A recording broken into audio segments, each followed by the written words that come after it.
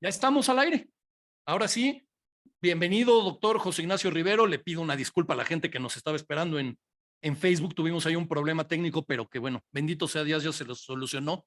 Para la gente que nos va a escuchar en Spotify y nos va a ver en YouTube, no hubo ningún problema, o sea que sean todos bienvenidos. Me voy a prender la luz para que me vean un poco mejor. No es que sea algo que valga la pena, pero No, me levanta tantito el ánimo. ¿Cómo está usted, doctor? muy bien, muchas gracias. Una disculpa les pido a las personas que tuvieron que esperar, pero la tecnología dicen que no tiene palabra de honor, pero bueno, ya Y estamos aquí y hoy lo y estamos demostró. listos. Y hoy sí, hoy hizo una prueba. Para la gente que nos esté viendo en vivo, me imagino que deben de estar todos azorados, sorprendidos, sin palabras después de la gran sorpresa de que Claudia Sheinbaum resultó ser la, la corcholata elegida para las personas que nos van a escuchar después. Esta noticia es vieja, tiene como 2 años y medio, que ya se sabía que iba a ser la elegida, ¿no? Pero nunca está de más decirlo. Hoy escuchaba en la radio y decían que esto era como las películas de James Bond.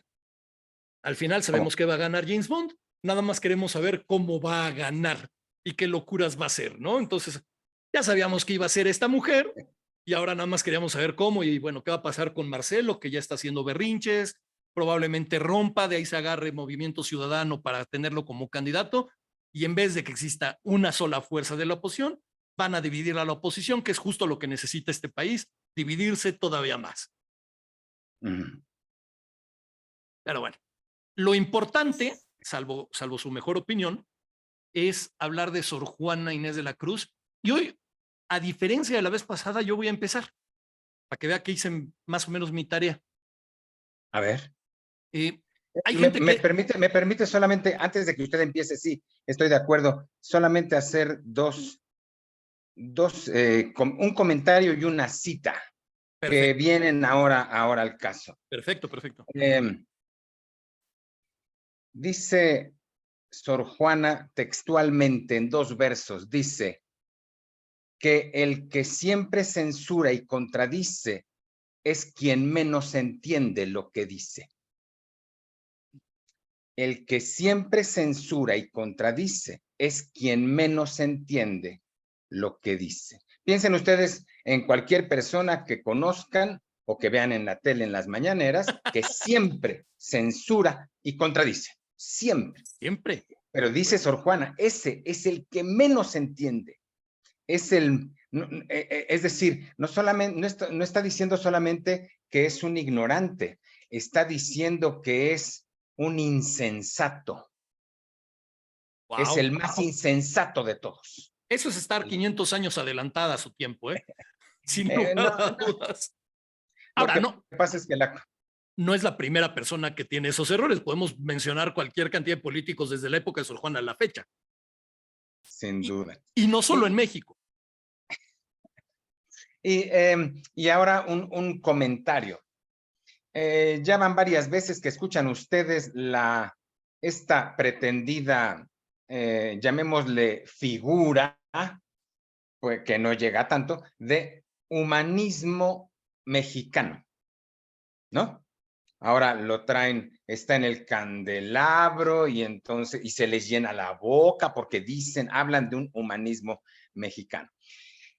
La más generalizada confusión es la que confunde el humanismo con el humanitarismo.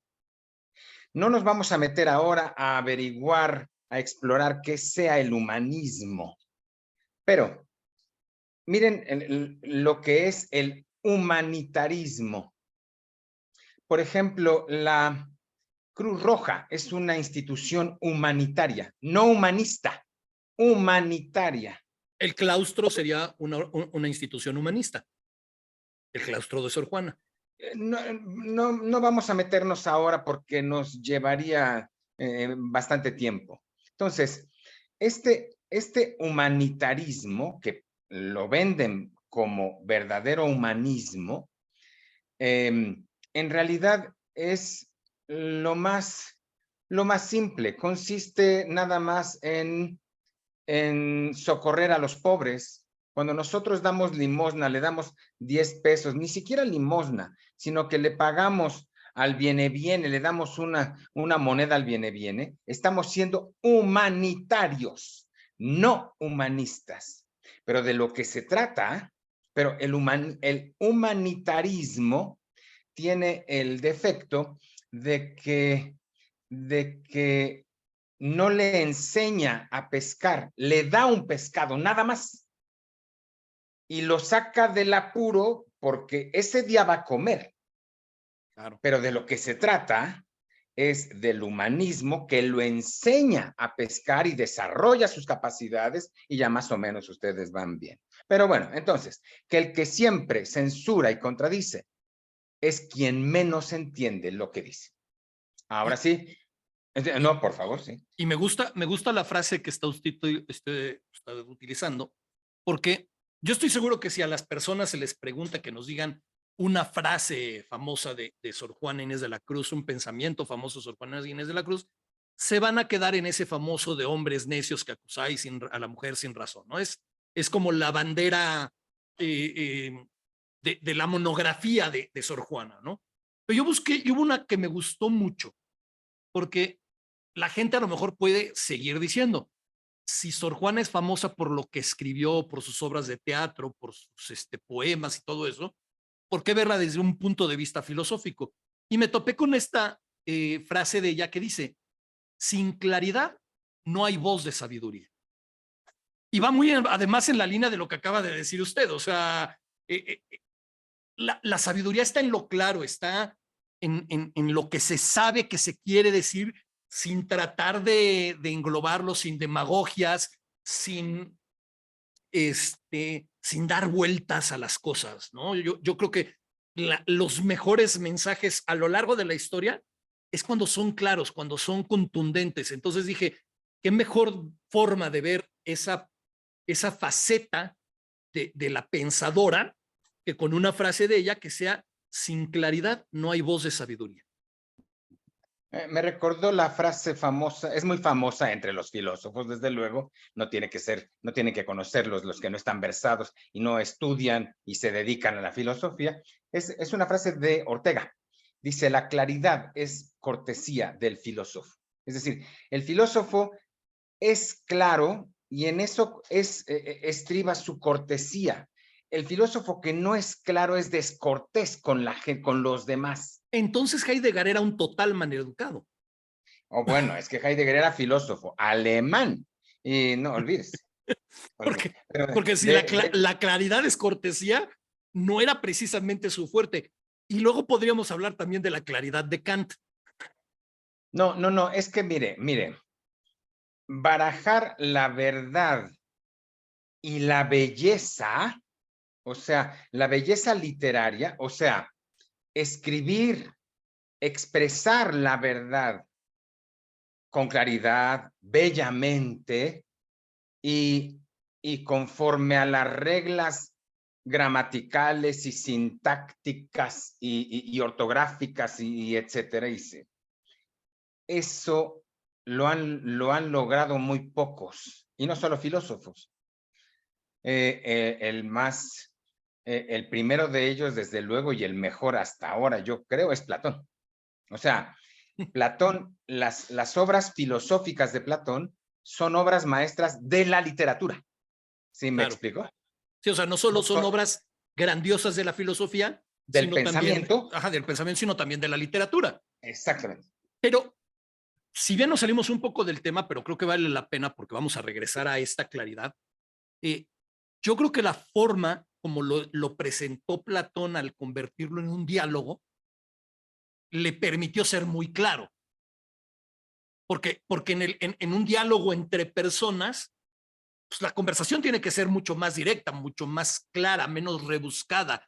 Y sobre todo porque las pláticas de los diálogos de Platón, gran parte de los que participan en estos diálogos eran gente, vamos a decirlo, común, no eran grandes pensadores. El gran pensador era Sócrates en estos diálogos.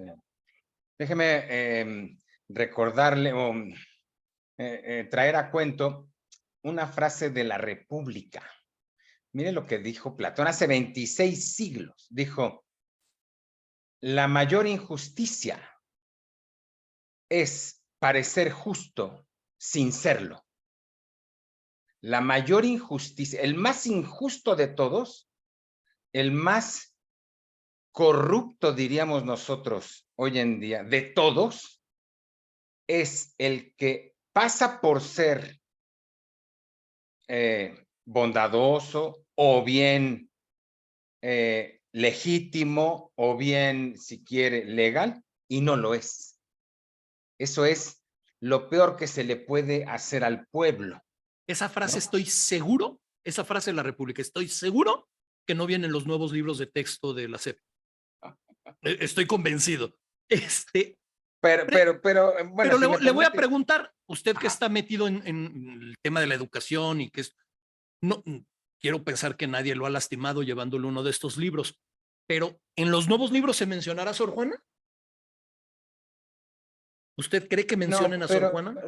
pero mire, si me regala, regáleme 10 minutos nada más. Los que usted quiera, para eso Y es este vamos, programa. y vamos a pensar el asunto de los libros de texto, pero como Dios manda. O sea, no se trata de repetir más de lo mismo y los mismos lugares comunes que escuchamos a todo el mundo. Mire, para entender el sentido de los libros de texto, hay que hacernos una pregunta principal, o sea, de principio. Déjeme plantearla de la manera más sencilla, más simple posible, Más clara. más clara posible. ¿Cuál es el propósito de la educación? Es decir, ¿para qué mandan los papás a sus hijos a la escuela? Respóndame mi pregunta. ¿Para qué mandan los papás en todo el mundo? Y lo que pasa es que corro el riesgo de que me va a responder como hombre moderno. Yo diría que La para respuesta, formarse. pues O yo sea, lo formarse contradigo. para instruirse. Hay quien diría que para educarse, pero yo creo que la educación, como la frase muy hecha, se educa en casa. A ver, vamos, O a lo mejor es para complementar esa educación. vamos a ponernos serios, porque a mí no me engaña usted con su discurso disque, no. Los papás modernos mandan a sus hijos a No. la escuela para No, que para desatenderse de ellos. no, más que eso, los mandan para que les enseñen a hacer dinero. Punto. Ya sé que no me va a creer y que me va a No, no, refutar. no, al contrario. Es más, incluso su punto de vista se me hace muy optimista. O sea, yo en muchos casos veo que los papás no saben qué hacer. Por eso dicen que el día más feliz de los papás es el término de las vacaciones. Entonces es cuando se deshacen de los niños, los entregan en la escuela y durante muchas horas se olvidan totalmente de ellas. Y a lo mejor, como consecuencia o como un daño colateral, los enseñan a hacer dinero. Eso sí es probable. Los enseñan a hacer dinero. Pero ya en serio, ¿para qué? Déjeme cambiar la pregunta. ¿Para qué debieran los papás de todos los tiempos y de todos los lugares, desde que los griegos inventaron la educación, ¿Qué principio se imagina usted que pudo ser el que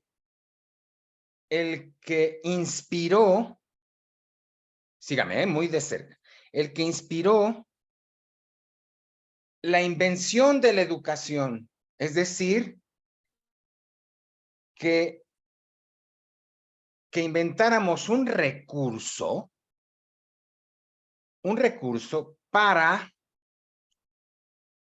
usted dijo formar, déjeme decirlo más claro, para desarrollar a este ser que, a diferencia de los gatos, que son muy respetables y todo lo que usted quiera, el desarrollo de los gatos es meramente biológico y es equivalente a nuestro desarrollo biológico, al que Totalmente. se da desde la concepción hasta los 21 años. Aguántame, deme chance, 21 años, ¿no?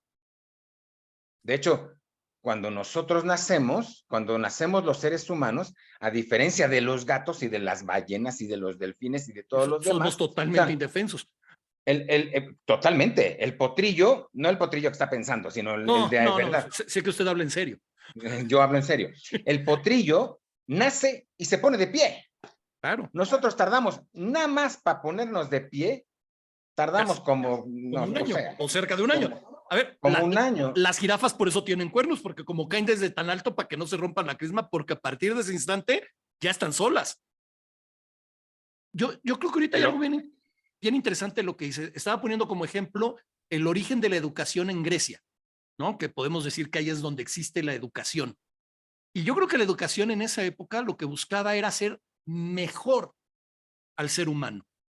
No le buscaba para convertirlo en una fábrica de dinero, porque no era, o sea, los que se iban a dedicar, por ejemplo, a la herrería, iban después con el maestro herrero a aprender el arte de la herrería, pero en la escuela lo que aprendían eran las herramientas para pensar lo que hoy no se busca y dos, para que crecieran como seres humanos.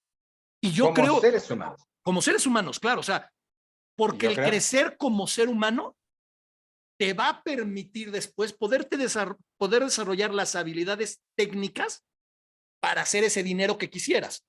Pero primero Eh, tienes que estar completo. Ese desarrollo humano consiste simplemente en, en incrementar las capacidades, las facultades, los talentos, o llamémosle como queramos. Claro. Y lo que se inventó en Grecia, antes de que inventaran la paideia, así le llamaron, ¿no? La educación, ¿quién educaba a los hijos? Pues los papás. Entonces, ¿qué Principalmente hicieron la estos? madre.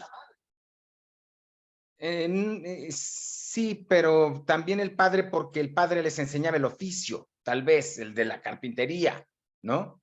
Entonces, lo que hicieron fue que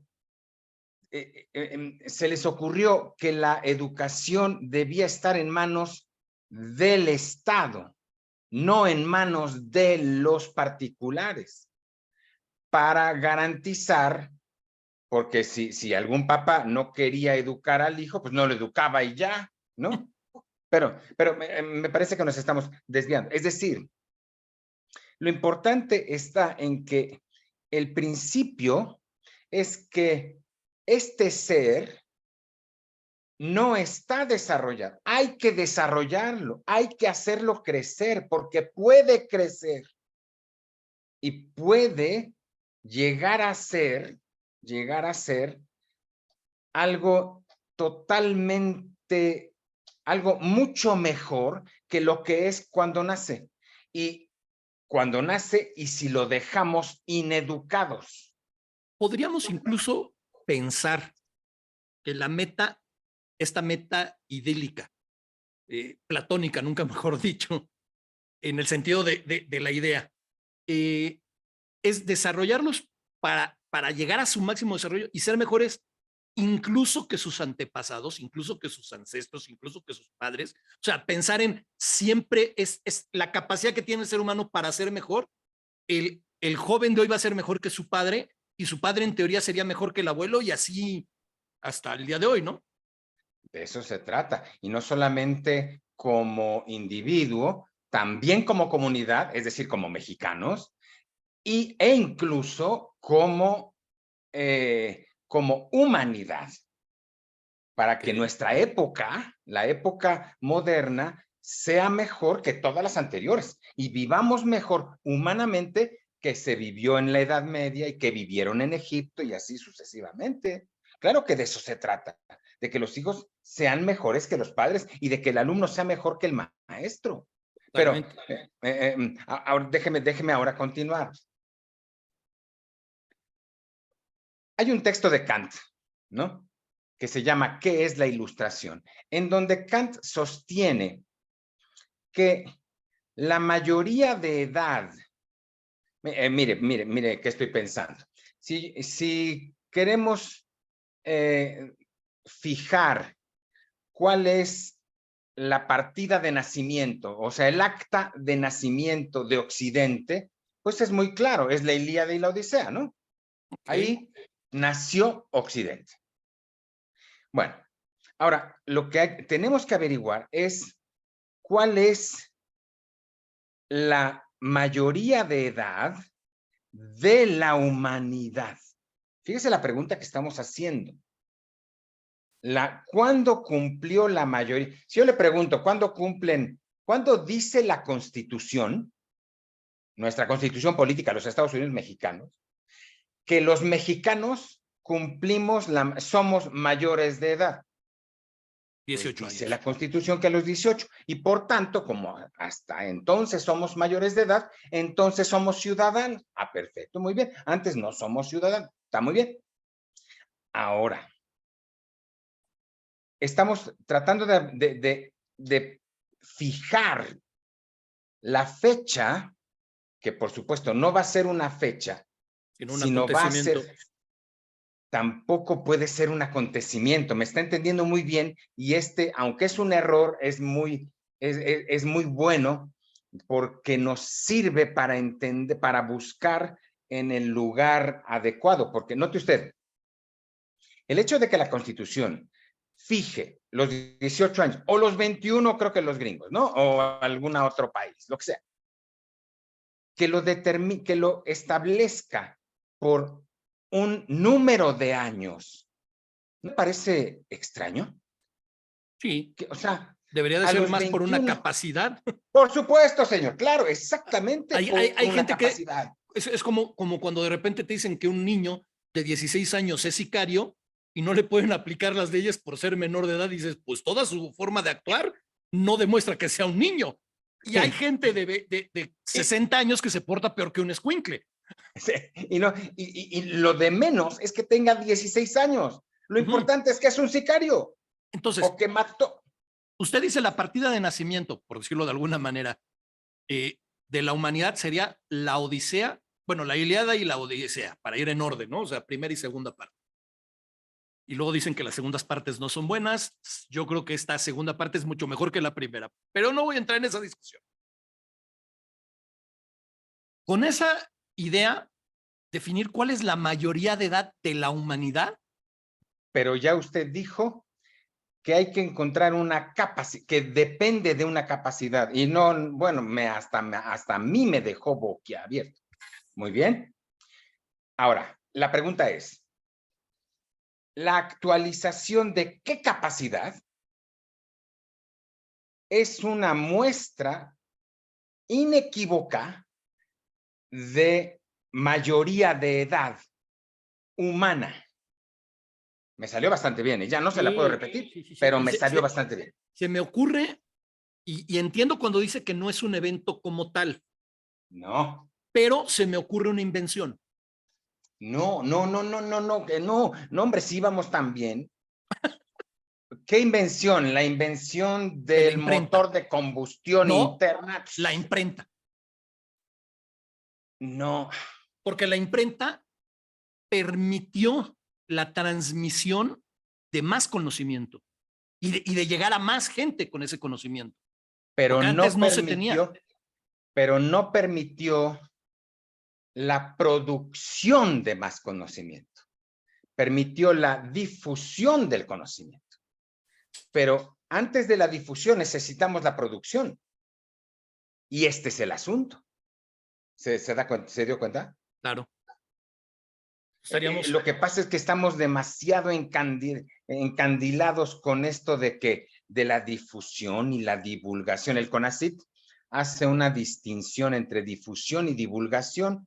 Le llama difusión aquel conocimiento más especializado, dirigido a los académicos, a los estudiosos, y divulgación le llama al conocimiento mucho más accesible y más sencillo.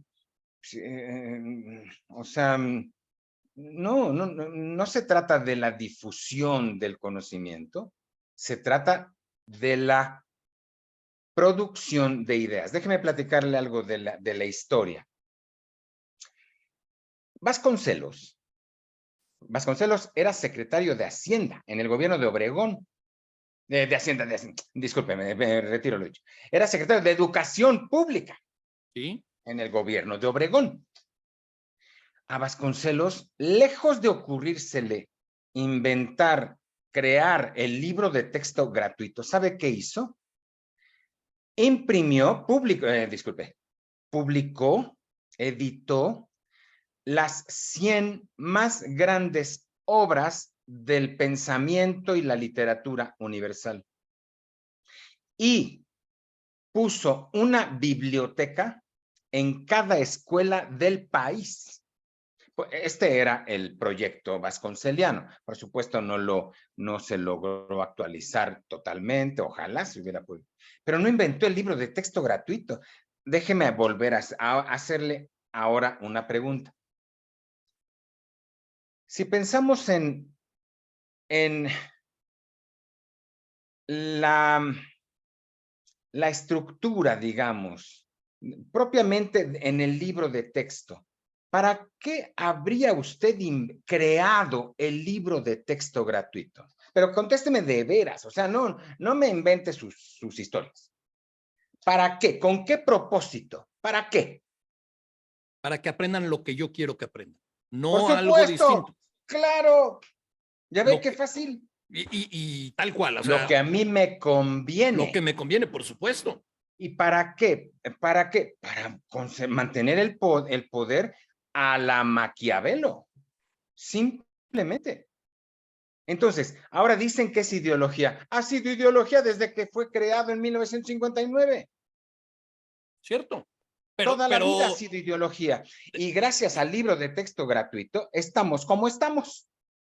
claro, Yo le estoy diciendo que gracias al libro de texto gratuito, que por lo menos durante la segunda mitad del siglo XX y más lo que llevamos, más lo que se acumula esta semana, fue posible, por ejemplo, que el PRI mantuviera el poder. a ver, gracias al libro de texto gratuito, existen las mentiras históricas, o sea, las históricas de México, en las cuales durante cualquier cantidad de años pensamos que en realidad el cura Hidalgo fue por la independencia de México, en las que pensamos en que, por ejemplo, Pancho Villa era solo un divino hombre que buscaba el reparto de tierras, al igual que el otro santo Zapata, ¿no? Porque eso les convenía enseñar. No convenía decir, oye, el cura Hidalgo tenía hijos y el cura Hidalgo tenía haciendas y lo que No, le molestaba era eso. pare su caballo ahí. Ya me dijo qué convenía. Ahora la pregunta es, ¿qué no convenía? Hacer pensar. ¿Ya ve qué fácil? ¿Ya ve qué fácil? ¿Sabe qué dice Nietzsche, qué dice Kant en qué es de ilustración? Que la humanidad logró su mayoría de edad cuando fue capaz de pensar por cuenta propia. Así de simple. Y dice Kant que esto ocurrió en la ilustración, por eso la obra se llama ¿Qué es la ilustración? Y se lo cito textualmente. La ilustración es la superación de la culpable incapacidad, porque hay incapacidades de las que no tenemos la culpa, simplemente nacimos con esa incapacidad, por ejemplo, física, alguna física, pero hay otras incapacidades de las que tenemos, de las que sí somos responsables. La más importante de todas es la de producir ideas originales. La humanidad, dice Kant, sin la ayuda, pensar sin la ayuda de otro, sin la ayuda de otro. Bueno, ¿qué inventó el hombre moderno para impedir la superación de esta incapacidad? No solamente el libro de texto gratuito, ojalá fuera el único. Mire, sus maestros, le hablo de memoria, pero sus maestros no lo pusieron a leer directamente a la República, porque usted no es capaz, disculpe, usted me entiende, usted no es capaz de entender la República. Entonces le dieron un estudio sobre la República. ¿Por qué un estudio, un comentario a la República? Pero ¿por qué no me...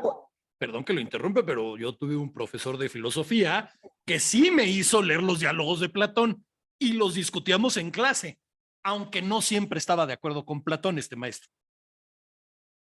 Bueno, entonces, Vasconcelos, mire lo que hizo. Publicó los 100 mejores títulos, no los más famosos, los mejores. Y la pregunta obligada es, ¿los 100 mejores según quién? ¿Y para qué? Eso es muy fácil determinarlo. Yo le digo quiénes, dónde están, qué se incluye en estos. Se incluye Don Quijote de la Mancha, Fausto, la Ilíada y la Odisea, los diálogos de Platón, y así me puedo seguir. Y me va a costar, va a ser un poco difícil que yo llegue hasta los 100 mejores, porque cuando llegue a los 25, le digo la verdad, a los 25 ya me va a costar trabajo encontrar uno que valga la pena. Pero a ver, ¿qué lee el hombre moderno? ¿Lee bestsellers? Los que leen. Los que leen. Mire, déjeme ponerle otro ejemplo.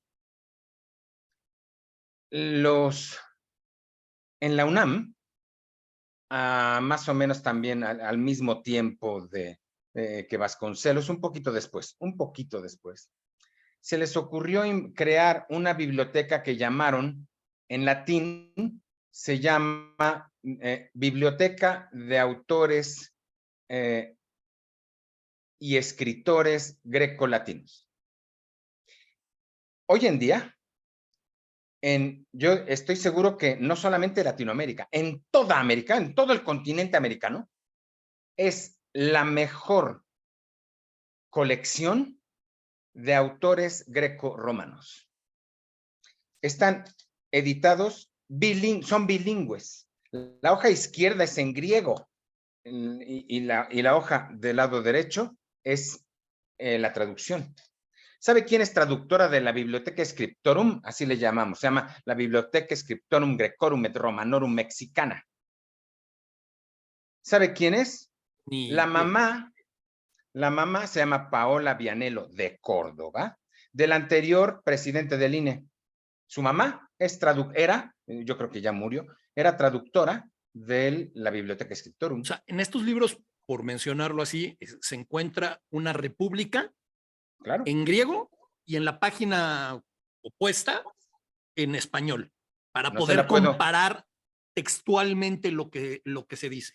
¿Qué palabra usó en griego Platón exactamente? Imagínense y eso lo hay en la UNAM. Eso es la UNAM. Eso lo hay en la UNAM. Y lo había para cuando inventaron el libro de texto gratuito. Y la República de Platón, lo que pasa es que luego no lo publican, se agotan y ya no lo vuelven a reeditar.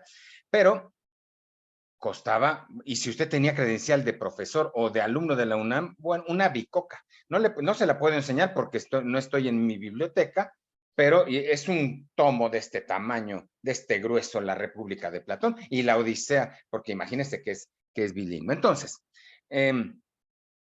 ¿cuál es el propósito de la educación? Enseñar a pensar ideas originales. Ya está, es muy sencillo. ¿Ve qué fácil? Ahora yo pregunto, el libro de texto gratuito, no solamente el libro de texto gratuito, sino todos estos disque estudios y comentarios y etcétera.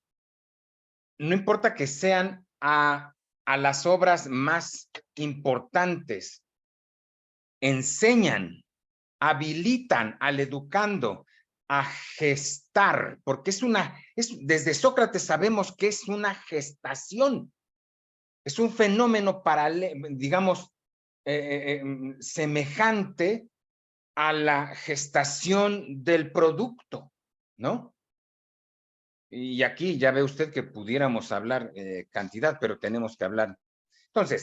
Entonces, solamente dejo en el aire la pregunta. ¿Cómo? Ahora vamos con el método. El qué ya está claro. El propósito, el objetivo, meta, llámele como quiera, ese ya está claro. Clarísimo. Pensar por cuenta propia. Y no solamente repetir el puro refrito y lo que oyó en el noticiero que dijo un ignorante que no ha leído. Yo venía oyendo, no me regañe, oriénteme, venía oyendo a Ebrard y todo esto que usted también oyó. Y yo decía, esta sarta de ignorantes, ¿qué han leído? Mire usted. Es que ahí empieza mal su pregunta, porque el decir que han leído es suponer que han leído.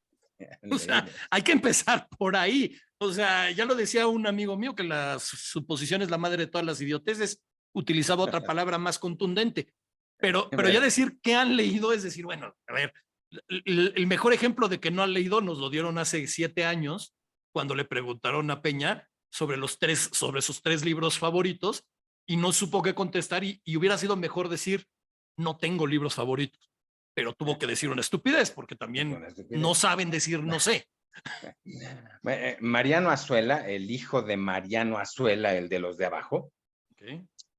Fue, yo creo que todavía ya murió seguramente, probablemente, era un abogado, daba clases en la Ibero, era abogado, ¿no? Y entonces, cuando se enfrascaba en una discusión con el alumno, le decía, no, es que es así, y el alumno refutaba, no, que yo creo que es así.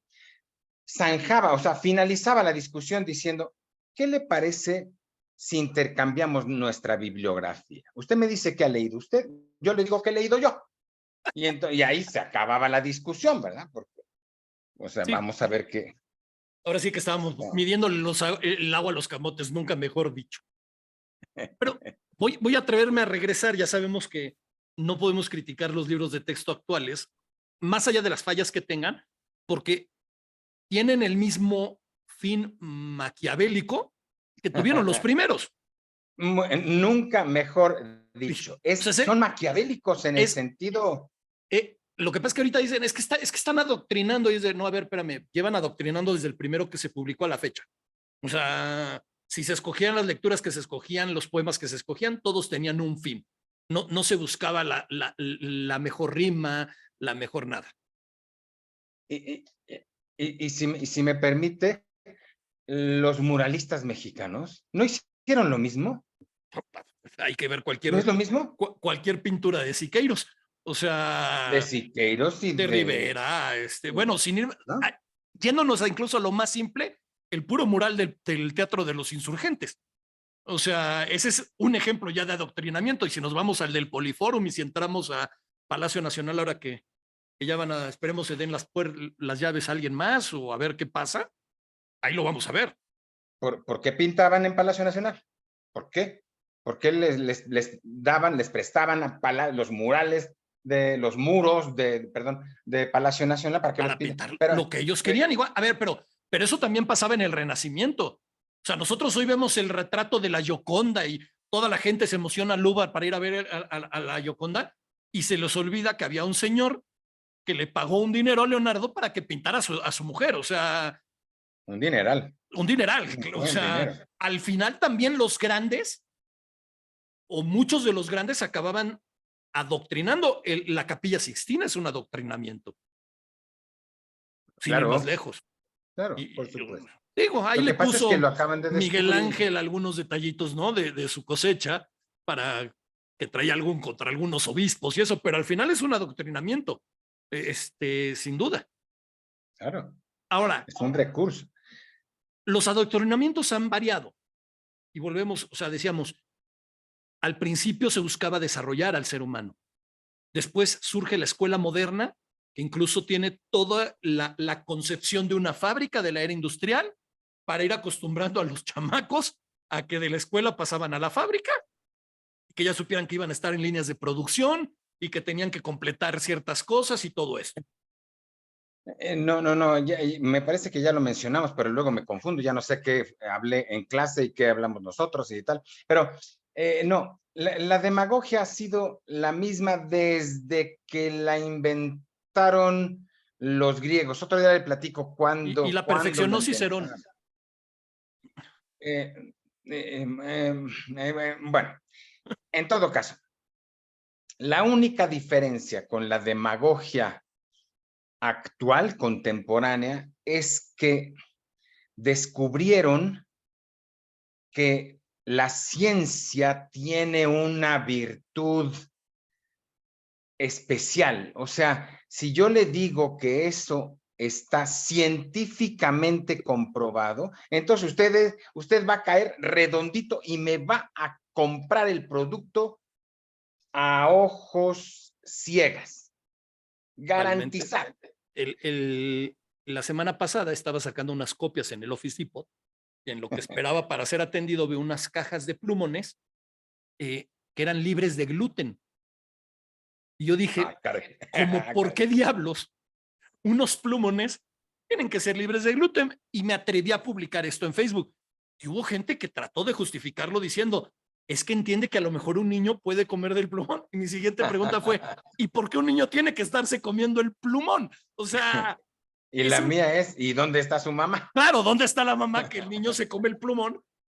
¿Qué tanto le puede afectar que tenga gluten? O sea, pero es cierto, o sea, en el momento en que un genio de la publicidad, porque tengo que reconocerlo, fue un genio, dijo, pongamos que el plumón no tiene gluten y vamos a vender más.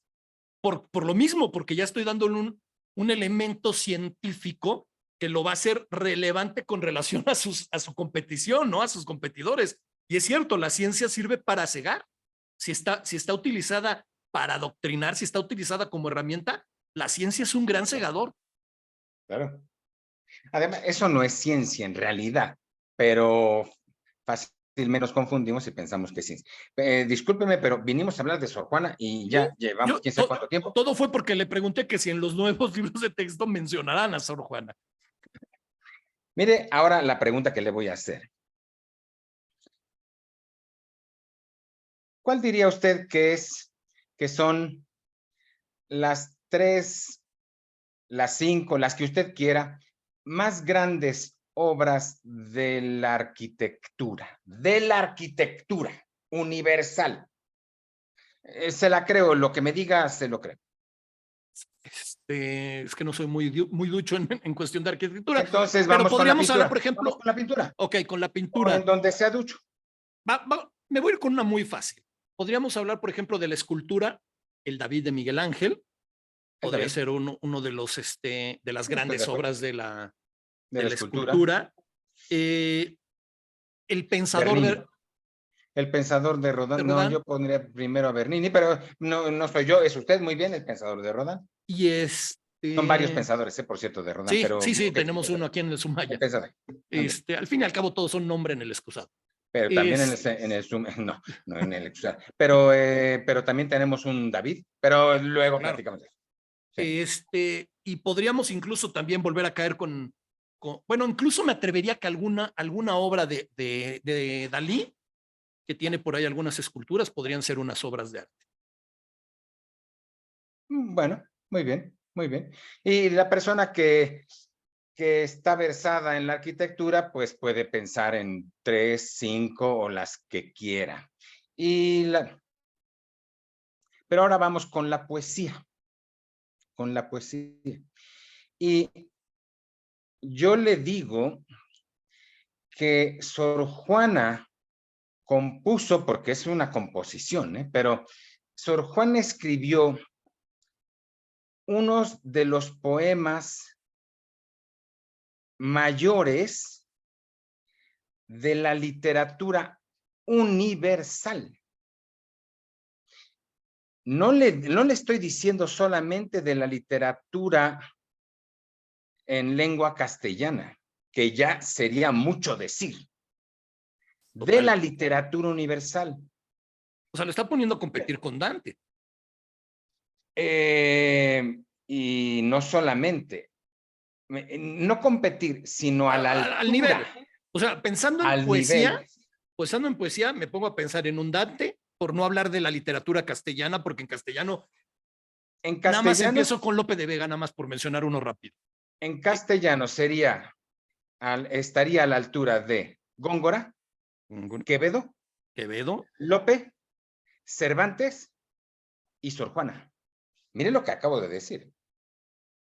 O sea, ¿de quién estamos hablando? A ver, pero Cervantes escribió, Góngora escribió Las Soledades, pues Sor Juana escribió El Primero Sueño. Bueno, muy bien. Vamos a leer un soneto, pero primero tenemos que entender, que conocer qué es el soneto. El soneto es la forma poética.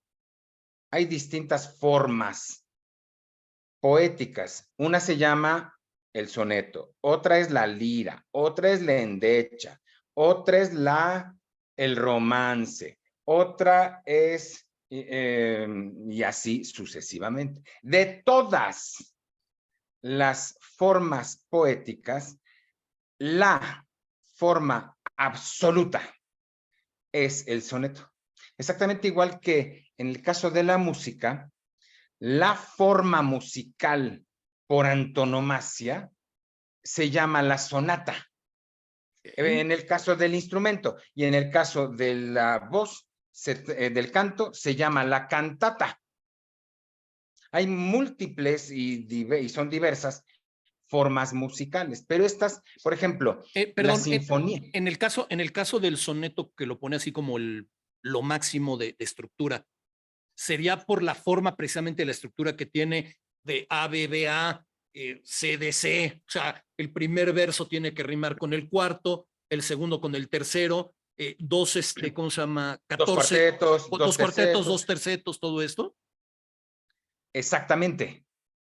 Quiere decir que esa estructura que vengo llamando forma, esa estructura es la estructura perfecta para expresar, para hablar bellamente.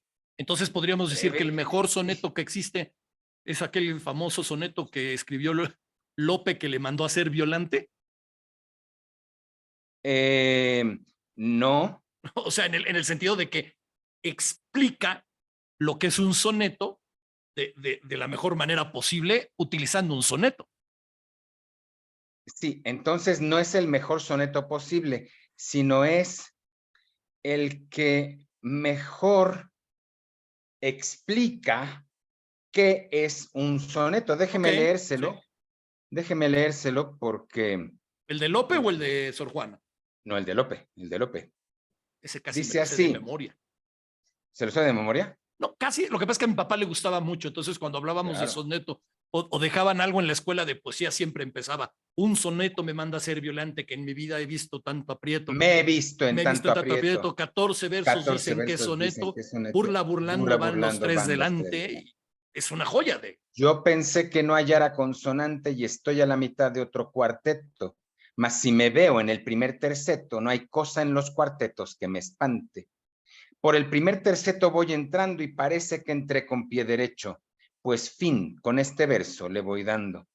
Ya estoy en el segundo y aún sospecho que voy los 13 versos acabando. Contad si son 14 y está hecho. Esto es genial, Genial. porque en vez de que Lope de una manera prosaica nos diga, mira, un soneto tiene estructura de dos cuartetos, dos tercetos, rima A, B, B, A, B, B, A, y los tercetos riman tal y tal. Él hace un soneto Explicando el soneto. explicando qué es un soneto. Y con cierto deje de ironía. O sea, creo que en ese sentido Lope también es una manera de demostrar, vamos a pensar que a Violante, si la historia es como lo dice el mismo soneto, es una manera de decirle, a mí no me pongas retos, yo puedo hacer esto y puedo hacer mucho más. Incluso tiene, me atrevería a decir que tiene más mano de Quevedo que de Lope, en ese sentido. Bueno, sí, en todo caso, mire lo que yo le dije. O sea, Sor Juana, su significación o su valor en la historia de la literatura universal es equivalente a los más grandes de todos. Entonces, Por no estamos fechas, por fechas, además, todos los que mencionas son muy prácticamente contemporáneos, podríamos decir, ¿no? López, no, Cervantes, sí, no Quevedo. exactamente, pero sí Sí. prácticamente son muy cercanos, ¿no? Eh, En el tiempo. ¿Influye? Ahí nos meteríamos en camisa de 11 varas porque mejor lo dejamos para otra Estoy de ocasión. acuerdo. Bueno, de toda la poesía, de toda la poética de Sor Juana, hay un soneto que ya entendemos que tenía que ser soneto, que es uno de los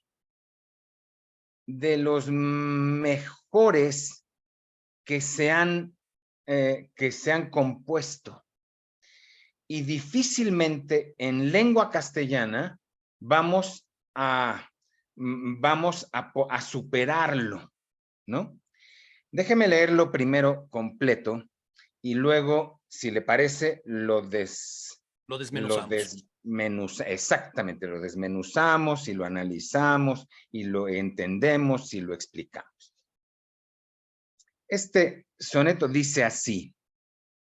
Bueno, antes de eso, haga de cuenta que Sor Juana sacó su celular, puso su foto, igualito que nosotros, y se la enseñó a su hermana, ¿no?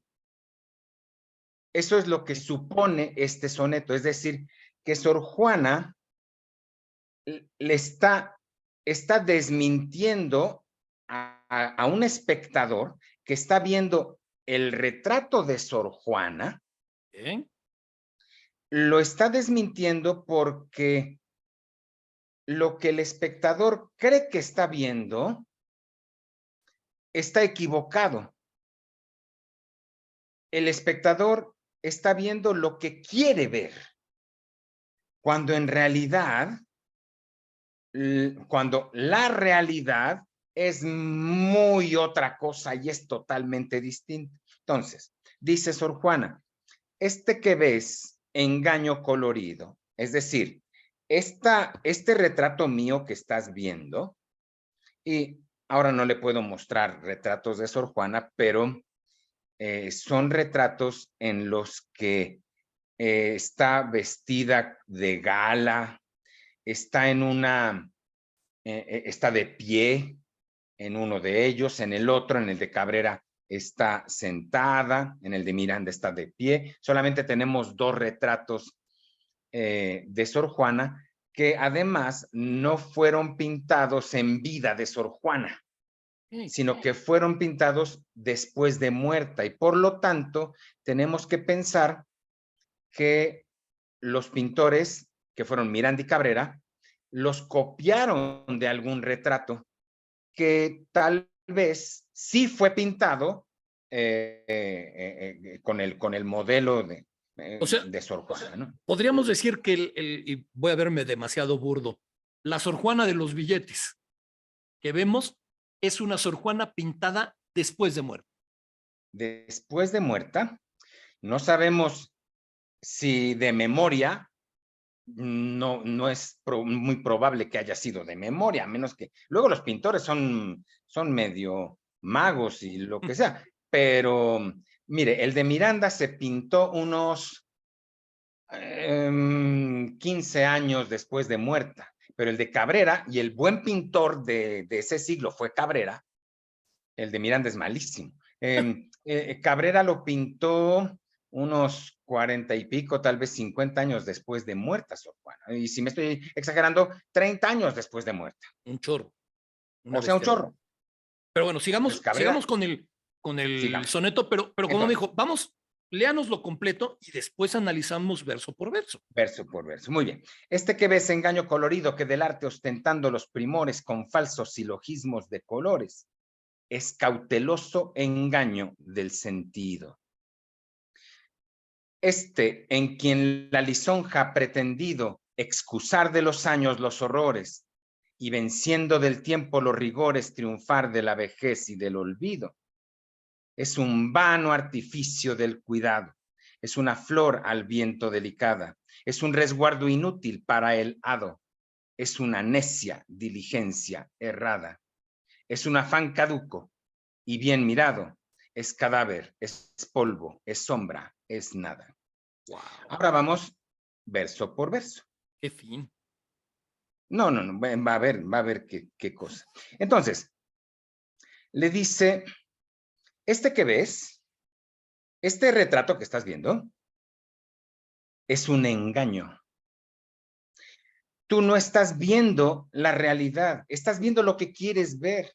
Lo que pasa es que el pintor, o el fotógrafo en nuestro caso, o el director de la película, o más que el director, el fotógrafo de la película, te pone una cantidad de espejitos y de colorcitos y de que caes redondito. Y entonces crees ver lo que no está ahí. Este que ves, engaño colorido, que del arte ostentando los primores. Mira nada más, el artista era verdaderamente muy bueno el artista. Mira nada más los primores de su arte, lo que es capaz de hacer su Incluso, arte. para enfatizar esta falsedad de lo que presenta ese arte, lo hace ensalzando al artista. Ah, O claro, sea, no, un mal artista no puede hacerlo. Un mal artista no te puede engañar de esta manera porque para engañarte tiene que ser un gran artista. tiene que ser muy bueno. Muy bien, muy bien. Dice que del arte ostentando los primores con falsos silogismos de colores. Miren, mire la figura. Estas figuras de Sor Juana son extraordinarias, son únicas en la historia de la literatura. Silogismos de colores. O sea, ¿a quién se le ocurre silogismos de colores? O sea, que con los colores se pueden pintar silogismos, ¿no? Quiera que piense en silogismo, en el silogismo típico de la lógica, trataría de transformar esa lógica en color y no lo encuentras. Y no, Pero, no, no, pero, no.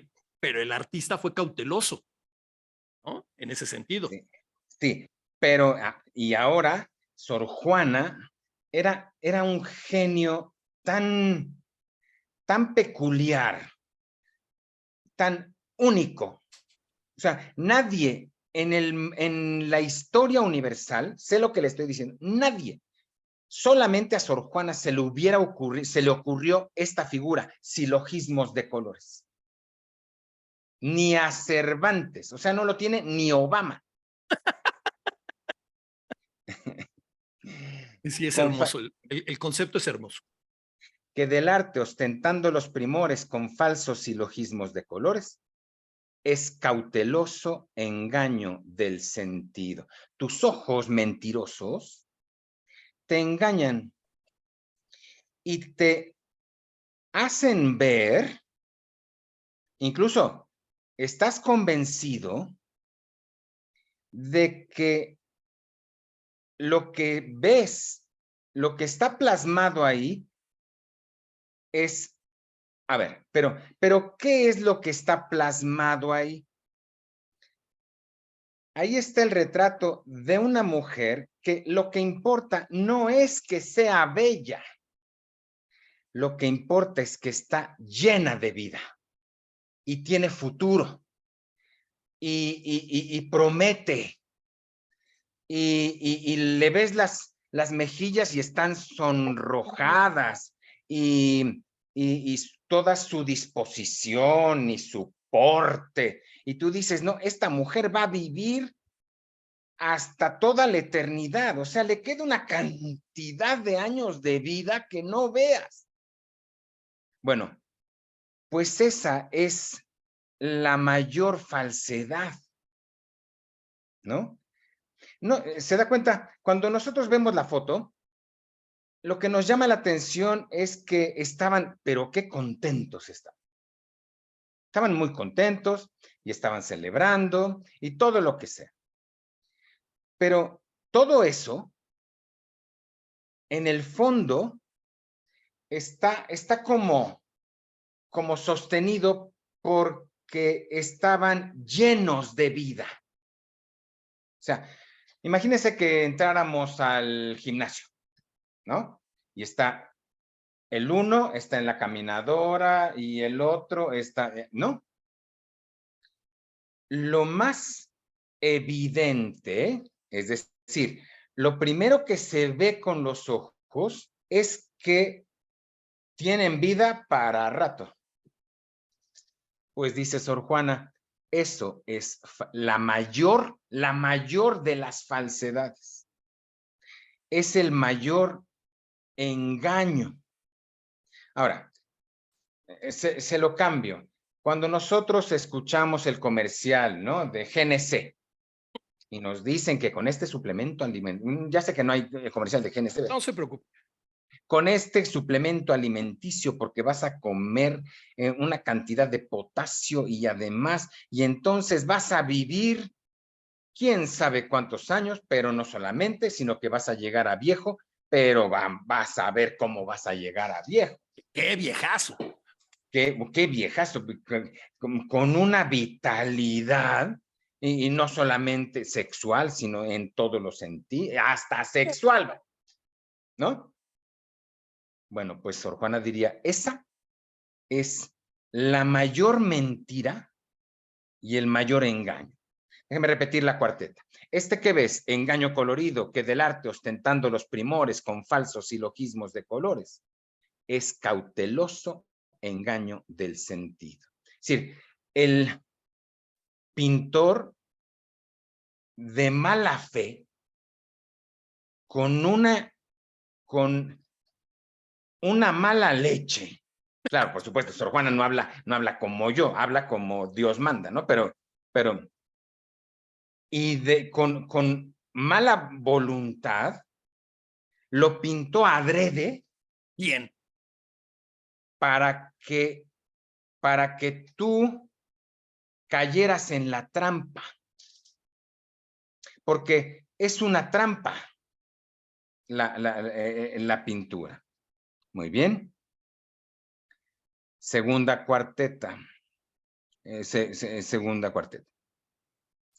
En quien la lisonja ha pretendido excusar de los años los horrores y venciendo del tiempo los rigores triunfar de la vejez y del olvido. En quien la lisonja ha pretendido excusar de los años los horrores. Mira, nada más el paso de los años, solito, te va a dejar chimuelo. La nariz de un tamaño descomunal. ¿Se acuerda de aquella poesía, poema de Quevedo? Érase un hombre a una nariz pegado. Una nariz superlativa. Érase una nariz superlativa. Bueno, la nariz te va a crecer que no veas, va a parecer, bueno. Después, miope, olvídate, o sea, vas a acabar. De tu tequilita te me vas olvidando y me acostumbras a comer arroz hervido. Luego, y así sucesivamente, ¿no?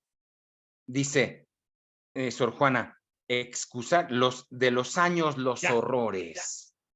De los años los horrores. En quien la lisonja ha pretendido excusar de los años los horrores. Porque lo vemos después de 20 años y está dejado de la mano de Dios. O sea, dio el viejazo y sin embargo con la lisonja, pero qué bien te ves, no manches, los años no pasan por ti, estás igualito. Y ¿no?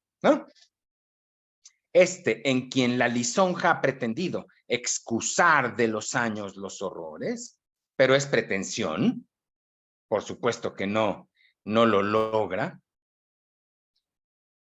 Y a continuación, en los dos siguientes versos, Sor Juana expresa el mayor anhelo del corazón humano. Fíjese la pregunta que le hago. ¿Qué quieren los seres humanos?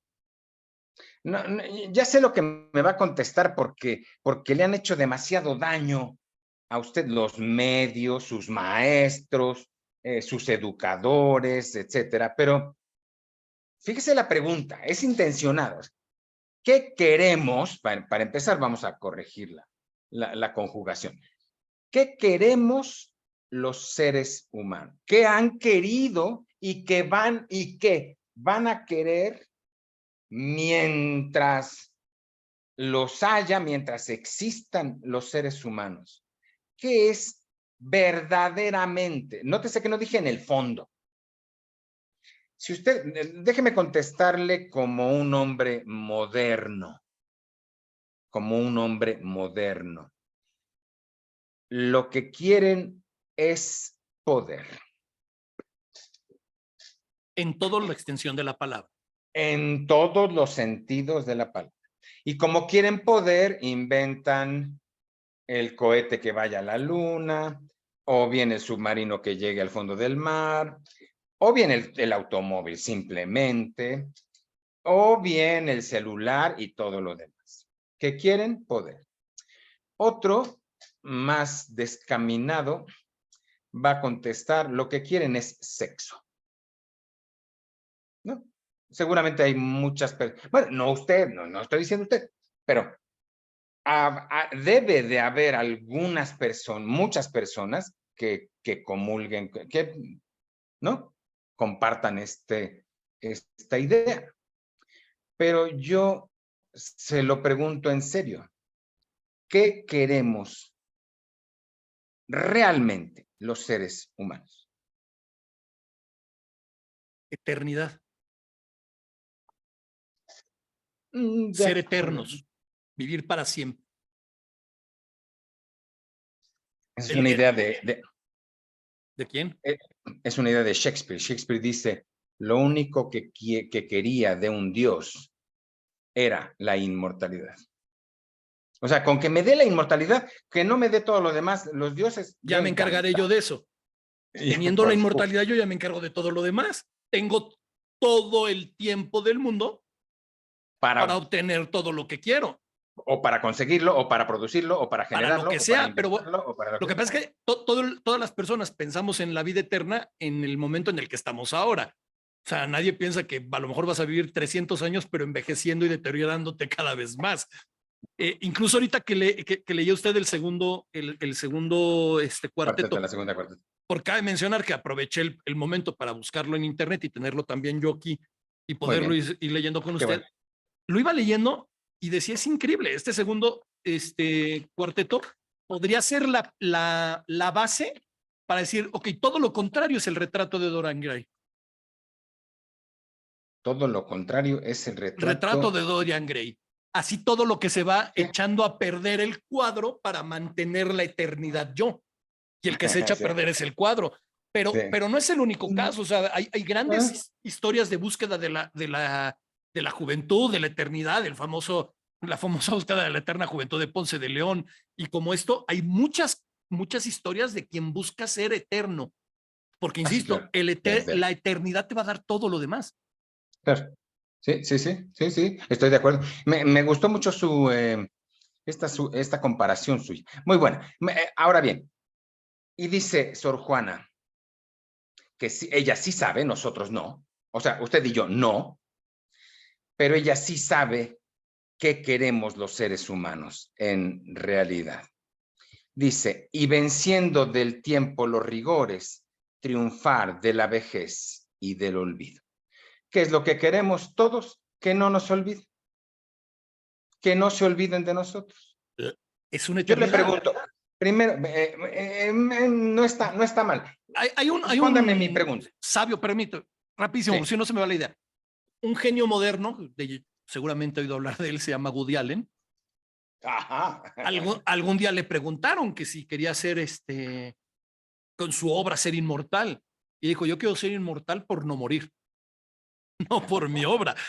Pero al final ¿Cuánta gente no dices que yo con esta obra, hablando de arquitectura, con este edificio quiero que me recuerden las generaciones?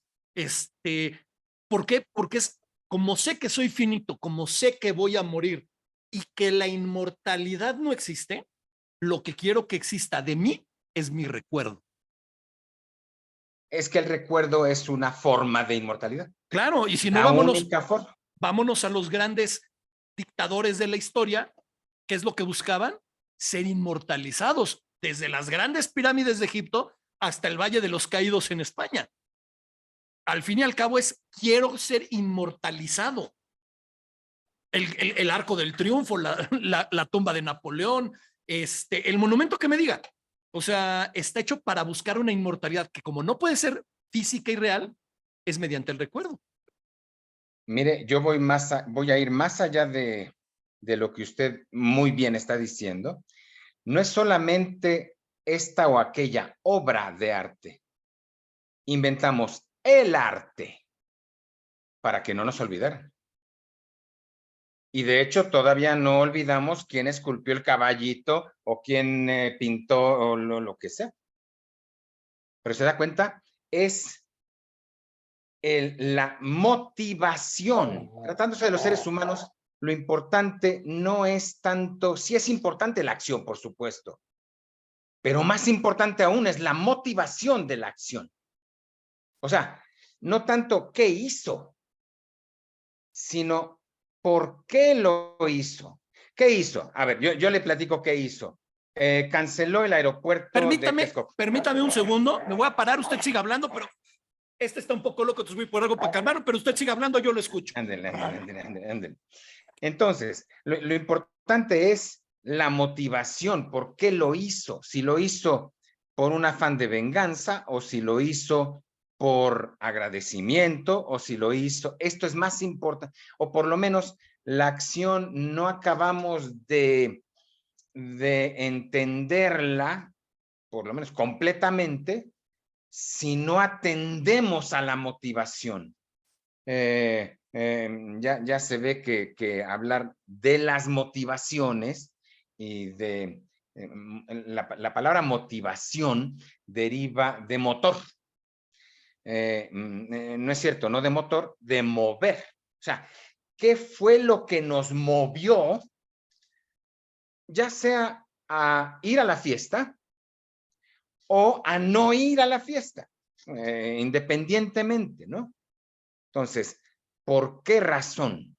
Pero esa razón es un motivo, es una motivación. Entonces, dijo Sor Juana que lo que verdaderamente los resortes de la acción humana. Mire, claro, esto no lo inventé, esta frase no la inventé yo, pero está bien usada. Los resortes de la acción, aquello que nos hace levantarnos de la cama, porque mire que nos cuesta trabajo, o sea, le ponemos 10 minutos más y el snooze y quién sé cuánta cosa hemos inventado, pero finalmente nos levantamos y empieza la brega y etcétera. Entonces, lo que nos levantó o lo que nos llevó, ya sea a la universidad, ya sea a la empresa, a la organización, a la institución, no fue el metro.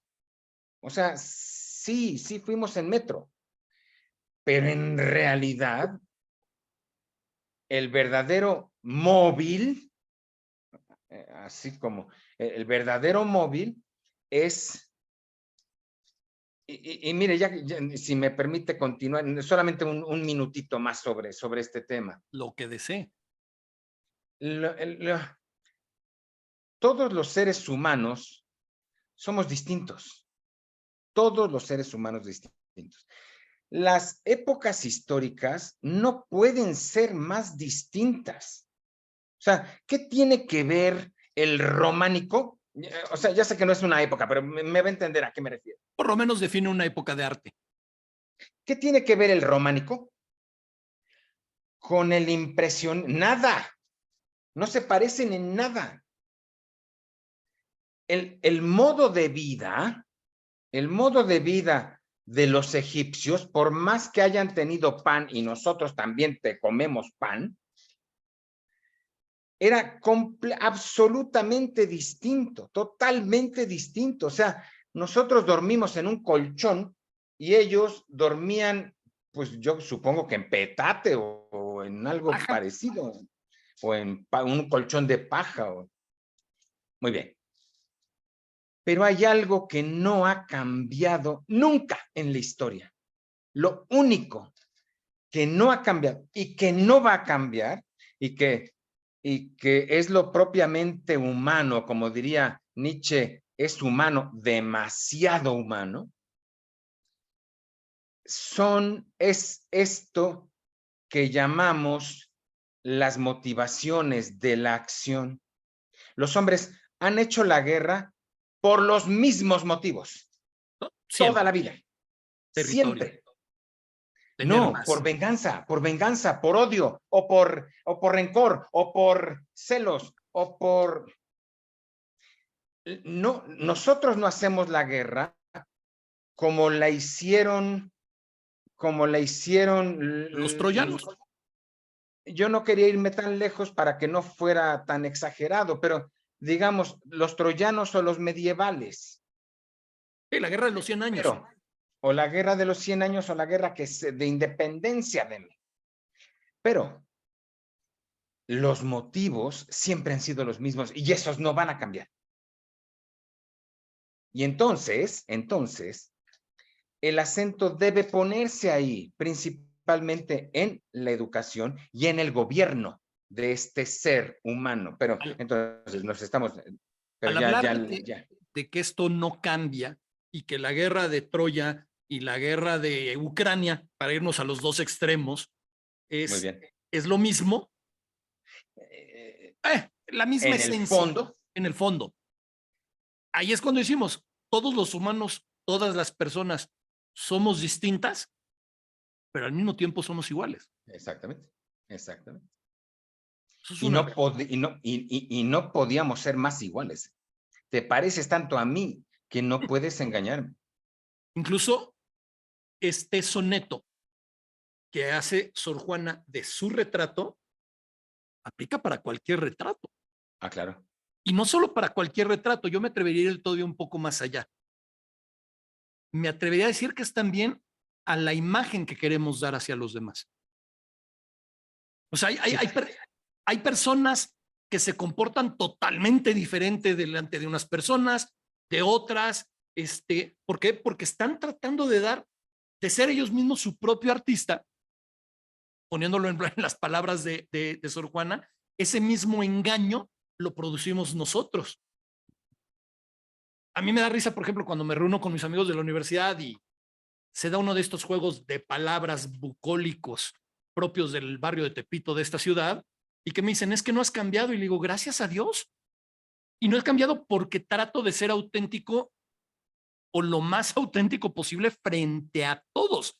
Trato de no ser engañoso, pero hay gente que vive engañando hacia afuera.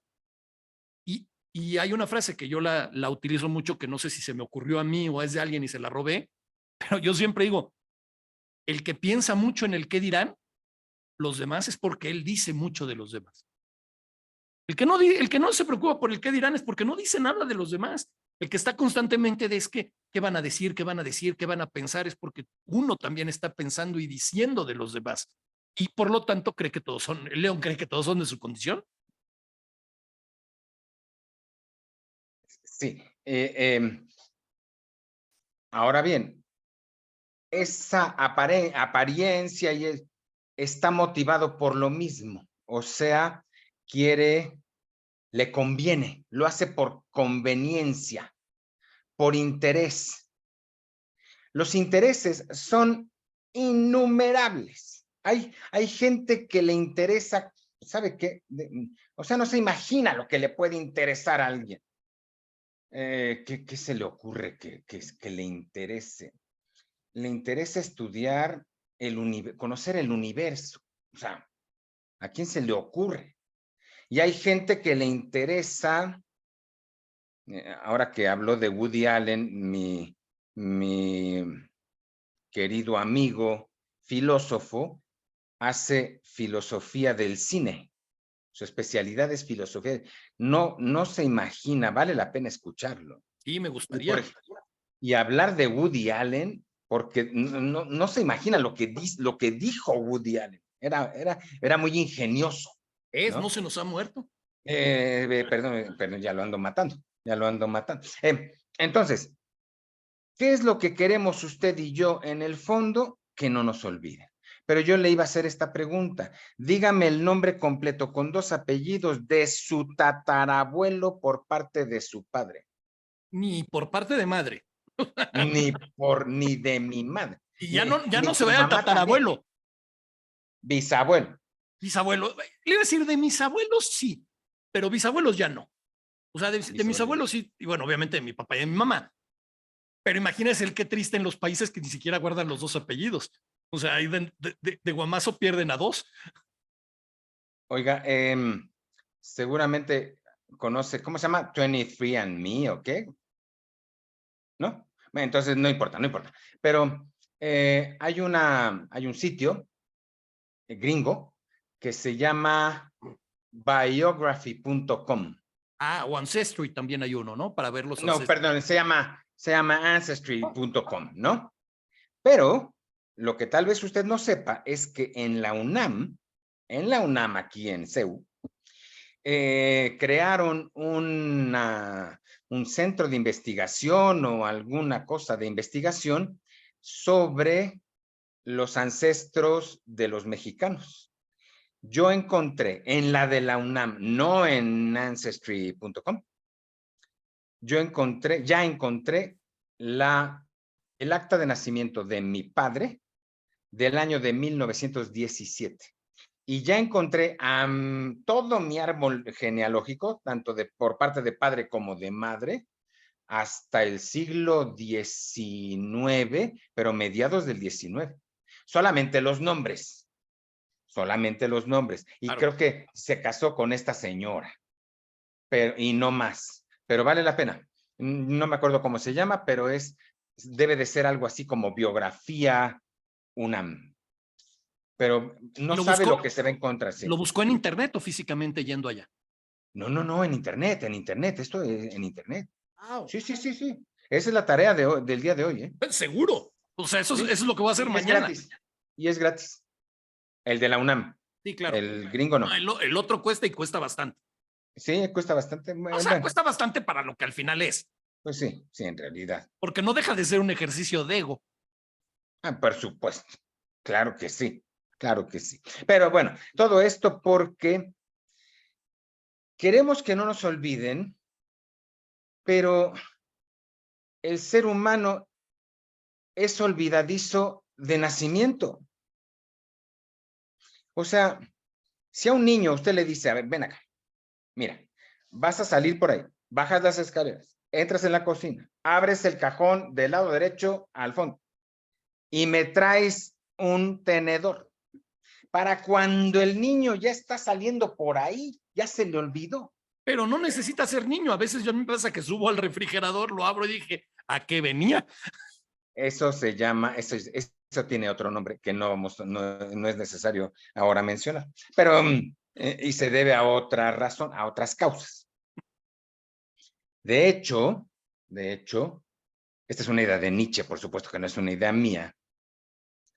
La cultura se ha propuesto hacerle una memoria al hombre, a este animal olvidadizo. Esta figura animal olvidadizo es de Nietzsche. Si le interesa, es el Tratado Segundo de la Genealogía de la Moral, que se llama Culpa, Mala Conciencia y similares. Pero habla de esto, aunque en términos medio complicados y rebuscados. Si no, no Entonces, sería Nietzsche. ¿y cómo cómo hemos encontrado que se le puede hacer una memoria, es decir, que no se le olvide a este animal olvidadizo? Dice Nietzsche, solo lo que se graba a fuego permanece en la memoria. Entonces, primero descubrimos que si con la tortura no se le iba a olvidar que si lo torturamos, es decir, infligiendo dolor, no se le va a olvidar que eso no se hace. Pero después descubrimos que más que con el dolor físico, con el dolor, llamémosle psicológico, espiritual, tampoco se le olvida. Y entonces le dijimos al niño, hiciste eso, ya no te quiero. Sábetelo de una buena vez, ya no te quiero. Es más, mire, usted se acuerda perfectamente y con pelos y señales del día en que le dijeron, ya no te quiero. No vamos, en este momento no es necesario recordarlo, pero sí se acuerda. No, y menos que me está viendo mi mamá. ¿De veras nos está viendo su mamá? Sí, No, entonces avíseme antes, por favor, no importa, para ella no también, decir a lo mejor ella tonterías. ya no se acuerda, que quién sabe, porque tiene una memoria prodigiosa. Eh, bueno, pero también, sí, efectivamente se acuerda cuando se cayó de la bici. Sí, sí se acuerda. No, no me acuerdo. ¿No se acuerda? ¿No Es se cayó de que la bici? nunca anduve en bici. Oh, bueno, del patín del diablo, de lo que sea. Sí, claro que me caí de alguna cosa, sí me acuerdo. Y se raspó y se acuerda todavía, aunque no se vea la cicatriz. No, no, el mertiolate lo recuerda uno cuando se lo echaron, ¿no? Mertiolate, qué cosa. ¿Y de veras servía el mertiolate o no? Para torturar. Creo que lo inventó la Inquisición. Debe ser un invento de la Sí, a Inquisición. la Inquisición con esa doble moral decían, mira, ya te hice este daño, pero con esto te voy a curar y le ponían el mertiolate. No. De veras, yo no sé por qué me conecto con usted, ¿eh? Le encanta. Entonces, pero ya, otra vez ya nos desviamos. Bueno, hoy en día le llamamos disciplina, educación, formación, y en realidad es domesticación. Por supuesto, esta no es una idea mía, es una idea de Calicles. Calicles fue un Amigo de sofista Pericles. del que habla Platón en el Gorgias, y Gorgias fue otro sofista, ¿no? Y entonces dice que lo que llamamos educación en realidad consiste en domesticar a los mejores y a los más capaces y nivelarlos con los menos capaces. Pero ya ve usted que esta es otra, ni más ni menos que Pero otra idea. está, Mire, le digo hasta dónde llegó en nuestros días. Llegó a toda esta legislación que impide el monopolio porque es competencia, ¿cómo se llama? Desleal, ¿o cómo? desleal, ¿Desleal se llama? desleal le Porque llaman. pobrecitos de los chiquitos, que, bueno, pues todo esto empezó con la idea, en el Gorgias de Platón. Entonces, dijo, y venciendo del tiempo los rigores, triunfar de la vejez y del olvido. Porque la vejez, lo único peor que la muerte es la vejez, ¿eh? De una vez sépalo, porque la vejez es una calamidad. No, le creo, aparte ya lleva ventaja. Entonces ya. A ver, el, el, el deterioro es la calamidad. Yo no hablaría de la vejez como una cuestión de años, porque podemos hablar de viejos que están perfectamente en todas sus capacidades y que no se sienten viejos. O sea, saben que son viejos porque no son tontos, pero hay gente que a lo mejor no es tan grande y ya por enfermedades o por algo está tan deteriorado que sufre más quizás que un viejo. Yo por eso la vejez no la vería como algo malo en cuestión de edad, sino en cuestión de estar de... Ahorita se me fue la palabra, ¿va? Porque no es ¿Ya ves? depreciado, decrépito. O sea, Decrépito. el estar ya mal, yo creo que eso es peor todavía que la vejez. Déjeme platicarle de la palabra decrepitud. No sabemos de etimología de la palabra decrepitud. Pero son probables 2 o 3 etimologías. Una de ellas sería una onomatopeya, porque el decrépito era, la decrepitud, perdón, era en Roma para los latinos la edad que sigue después de la vejez. Cuidado, cuidado. Usted piensa que vejez y decrepitud son lo mismo. No, no eran lo mismo. Es algo más allá. Es todavía peor. ¿No? Y El ahorita que dice, decrépito, las rodillas cuando suenan, esa onomatopeya es la decrepitud. esa es una posibilidad. El decrépito rechina. Y entonces decrepitud sería en latín, sería como, bueno, esa es una. Otra probable es que el viejo repite las cosas, porque como ya no se acuerda, como pierde la memoria, el Alzheimer y todo lo que es moderno, pero siempre ha perdido la memoria, entonces se le olvida que ya nos lo dijo. Entonces, ve, no, usted conoce o conoció a, ¿no? Muchas personas que hasta los nietos se acostumbran y ya saben que se le olvidó y entonces le vuelven a decir lo mismo, le vuelven a decir, no, ya acabé de la universidad, ya estoy trabajando.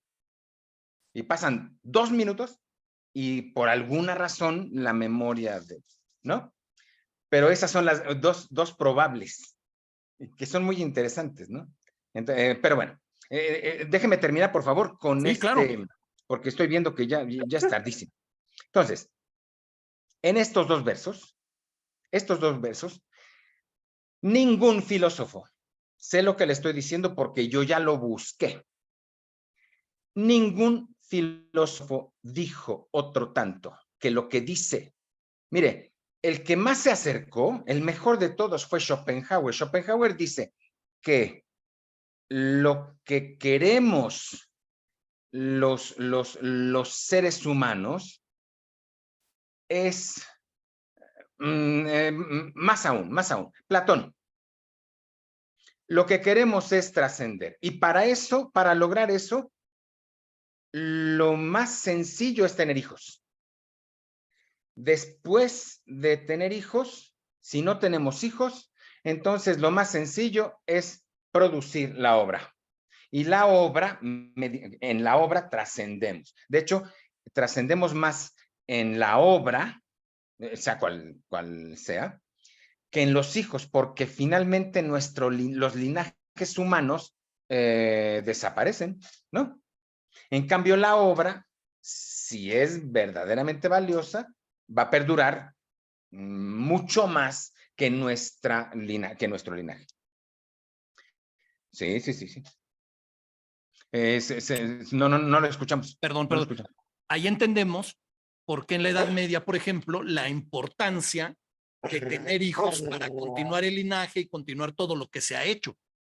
Porque yo no lo voy a poder continuar, que lo continúe el siguiente, ¿no? Así es. Así Y es. el mejor ejemplo, la realeza. Claro, claro que sí.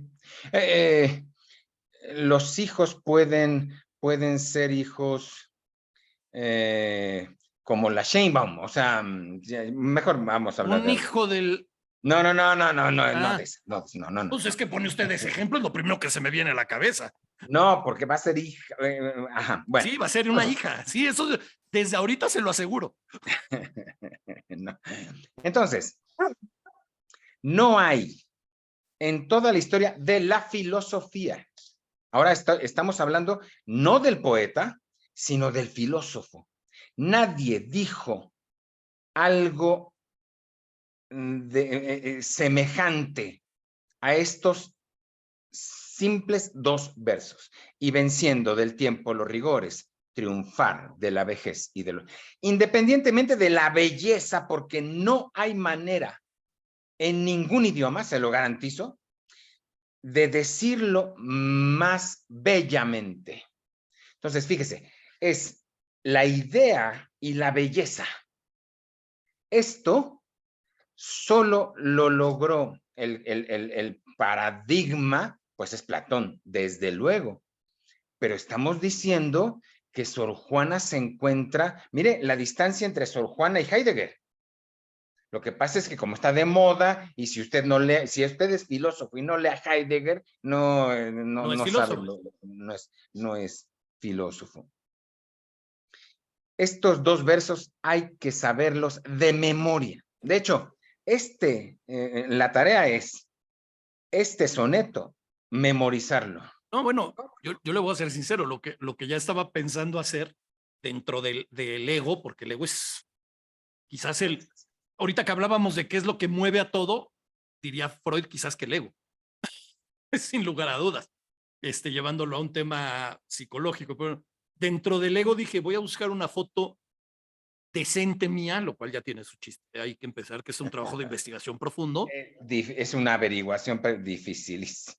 Y al texto que le voy a poner a la foto va a ser este poema. Porque es Me que parece muy bien. se me hace la mejor manera de burlarme de las redes sociales hoy en día es poner una foto mía con este poema. Porque al final es eso. Toda la gente que pone todas las fotos, sobre todo desde que existe la selfie, la única diferencia es que en la época de Sor Juana, el que pintaba era el artista. Y obviamente este cauteloso engaño y todo esto se lo otorga al artista. Lo impresionante en esta época es que el artista ahora es uno. Entiendas el artista en el generador del producto, no por la capacidad o por la belleza, No. sino por el creador del producto. Entonces, creo que es una manera muy bonita de transmitir lo bueno con lo malo. Totalmente de acuerdo. Oiga, pues mire. Le voy a hacer una propuesta. Antes de que me diga usted, llevamos 2 cuartetos, nos faltan 2 tercetos. Nos faltan los 2 tercetos. Que también tienen lo suyo. Uy. Entonces. No, y mire, los 2 tercetos nos van a tomar no un programa, perdón, se llama programa o algo así. Sí. Programa. No uno, sino varios, porque tienen son de una riqueza, bueno, son de Sor Juana. Entonces, sí, ya estoy viendo, son las 10 de la noche, ya no son horas como para estar pensando y filosofando. Antes que nada, darle las gracias a toda la gente que nos está viendo. Que sepan que va a haber otro programa para hablar de por lo menos uno, para hablar de los tercetos de este poema. Dar las gracias, recordarles a todos que estamos en YouTube, en Spotify, en Apple Podcast, en iHeartRadio, a partir del día de mañana, que le den like y nos compartan, porque lo importante es compartir y más compartir cosas tan bellas como este poema y las reflexiones que también hicimos sobre el libro de texto, para también quitarle un poco pues también de demagogia y de populismo ay, es que son horribles los libros de texto, sí, pero no solo estos, sino desde que se inventaron, ¿no? Entonces quiero dar las gracias, doctor, de verdad sabe que es un placer, de verdad es un placer para mí platicar con usted, porque aparte cuando platico con usted me siento menos tonto y eso me hace sentir muy bien, muy bien. Entonces, quiero agradecerle a la gente que nos está viendo e insisto, darle like, suscríbanse a todas las plataformas y nos vemos el próximo miércoles. Dele las gracias a usted también, no sea así. Muchas gracias. Sí, verdaderamente les agradezco que se conecten y que aguanten todos estos rollos. Hasta luego.